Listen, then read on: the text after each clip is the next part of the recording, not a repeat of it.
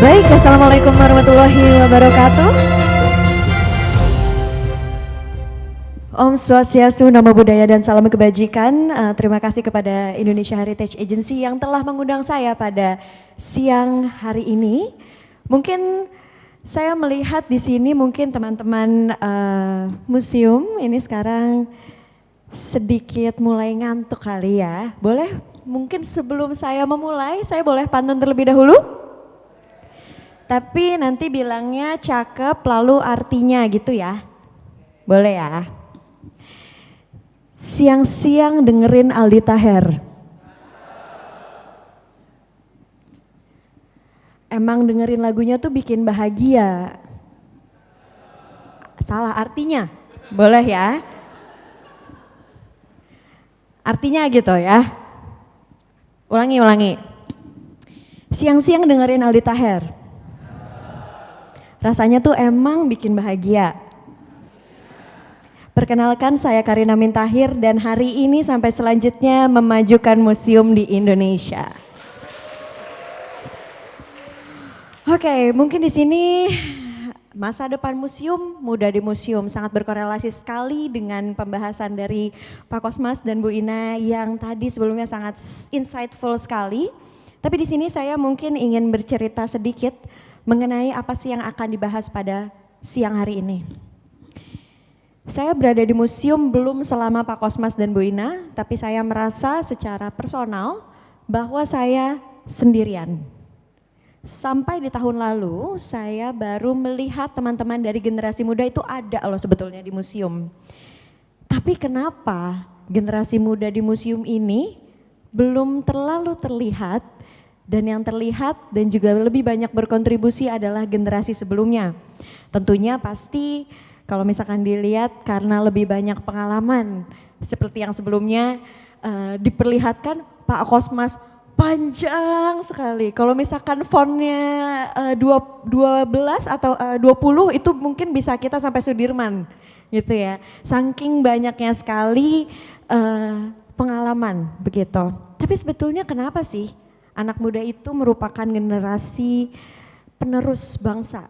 Karena sebetulnya anak-anak muda di Indonesia itu kan banyak sekali, millennials dan juga generasi Z itu mulai melebihi dari jumlah penduduk di Indonesia.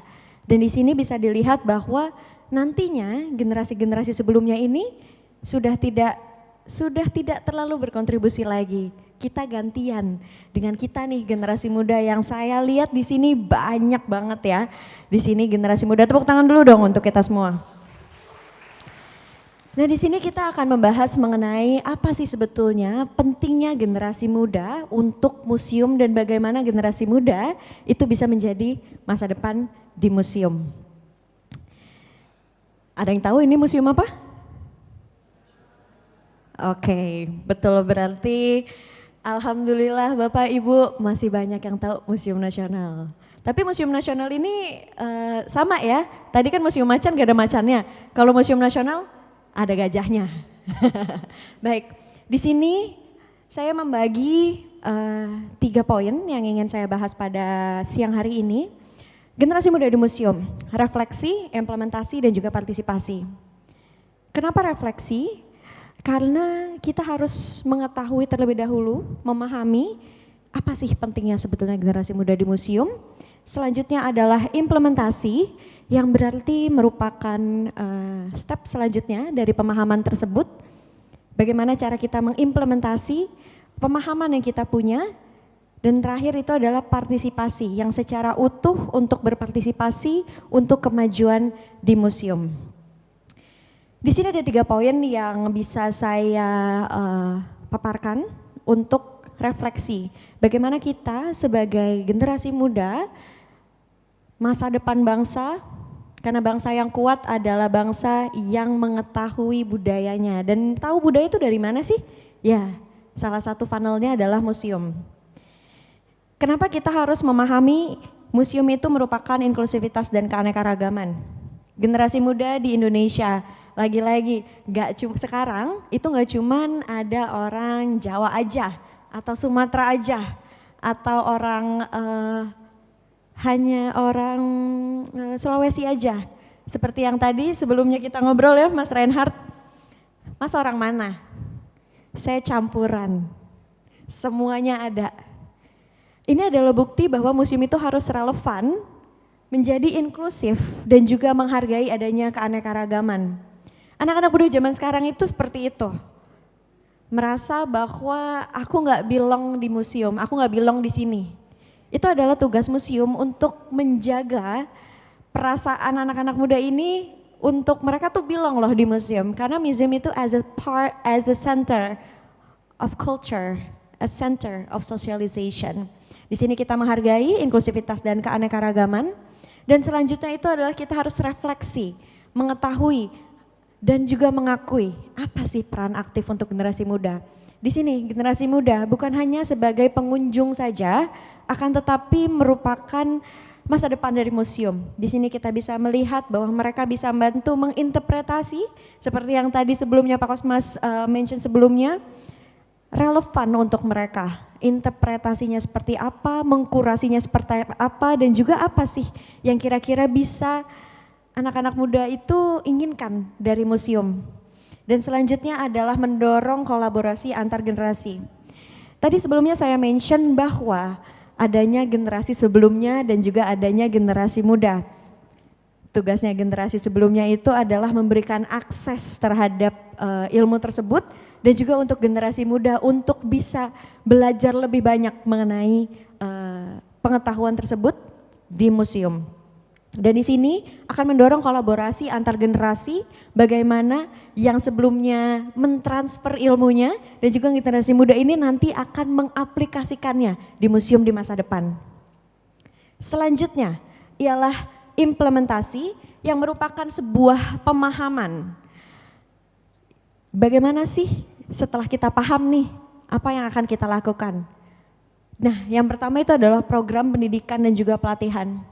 Di sini mungkin generasi muda atau teman-teman itu seringkali agak kesulitan untuk mendapatkan informasi mengenai jurusan-jurusan sejarah atau arkeologi, kecuali memang mereka concern terhadap hal itu. Karena memang menurut penelitian di Indonesia sangat sedikit sekali jurusan dan juga program pendidikan dan pelatihan khusus untuk sejarah dan museum. Padahal lagi-lagi generasi muda adalah masa depan bangsa. Kalau misalkan mereka tidak mengerti bagaimana museum itu harus seperti apa, harus relevansinya seperti apa, akan sulit sekali untuk kita bisa memahami, mengetahui dan juga yang sebelumnya tadi Ibu Ina bilang, memperkaya diri itu. Dan selanjutnya adalah program khusus untuk remaja. Di sini mungkin generasi muda masih ada yang umurnya seperti saya. Tapi kita bisa lihat sedikit ke umur yang lebih bawah lagi. Itu di situ ada anak-anak Z yang memang mereka ini merasa butuhnya adanya lokakarya, workshop, tour atau bahkan mempunyai komunitas khusus untuk anak muda. Di sini museum harusnya memberikan itu semua. Karena kalau misalkan bisa dilihat di sini ada program khusus untuk remaja. Kalau misalkan kita kasih contoh di Macan itu saya melihat seringkali ada kegiatan-kegiatan lokakarya, workshop, juga di museum-museum pemerintah. Seperti kemarin ada Good Night Electrics. Itu menjadi relevan untuk anak-anak muda untuk bisa datang ke museum dan berkali-kali datangnya. Begitu. Selanjutnya adalah partisipasi. Setelah refleksi, setelah implementasi, kita masuk ke dalam partisipasi.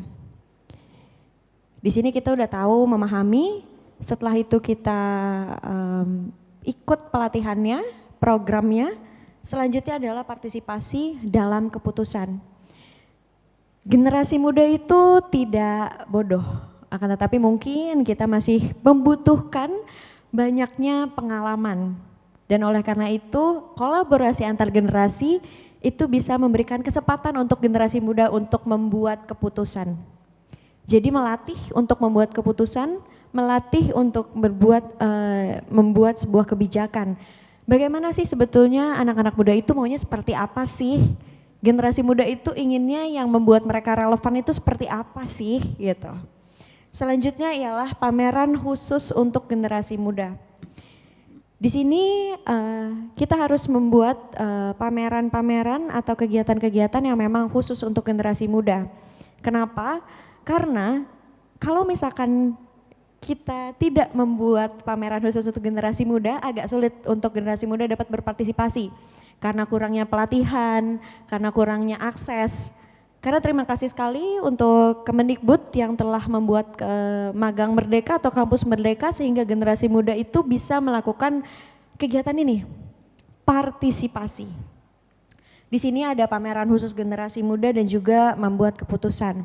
Namun yang terpenting di antara semuanya juga tidak lain dan tidak bukan adalah evaluasi.